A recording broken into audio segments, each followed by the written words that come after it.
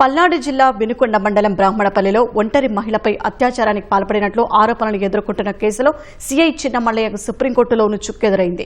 ముందస్తు బెయిల్ ఇవ్వడం కుదరదని సుప్రీంకోర్టు తేల్చెప్పింది. ఒంటరిగా ఉన్న మహిళపై అత్యాచారానికి పాల్పడ్డారన్న ఆరోపణలపై వినుకొండ పోలీసులు చిన్నమల్లయ్యపై కేసు నమోదు చేశారు. ఆ తర్వాత ఆయనను ఉన్నతాధికారులు సస్పెండ్ చేశారు. కేసు నమోదైనప్పటి నుంచి పరారీలో ఉన్న ఆయన అరెస్టు నుంచి తప్పించుకోవడానికి హైకోర్టులో ముందస్తు బెయిల్ పిటిషన్ దాఖలు చేశారు. నేరారోపణల తీవ్రత, బాధితురాలని బెదిరించారన్న ఆరోపణలను పరిగణలోకి తీసుకున్న హైకోర్టు చిన్నమల్లయ్యకు ముందస్తు బెయిల్ ఇచ్చేందుకు నిరాకరించింది. హైకోర్టు ముందస్తు బెయిల్ పిటిషన్ కొట్టివేయడంతో ఆయన సుప్రీంకోర్టులో పిటిషన్ వేశారు. దీన్ని విచారించిన జస్టిస్ విక్రమ్నాథ్, జస్టిస్ మోహన్ ధర్మాసనం హైకోర్టు ఉత్తర్వుల జోక్యం చేసుకోబోమని స్పష్టం చేశారు. ముందస్తు బెయిల్ కోసం చిన్నమల్లయ్య దాఖలు చేసిన పిటిషన్ను డిస్మిస్ చేశారు.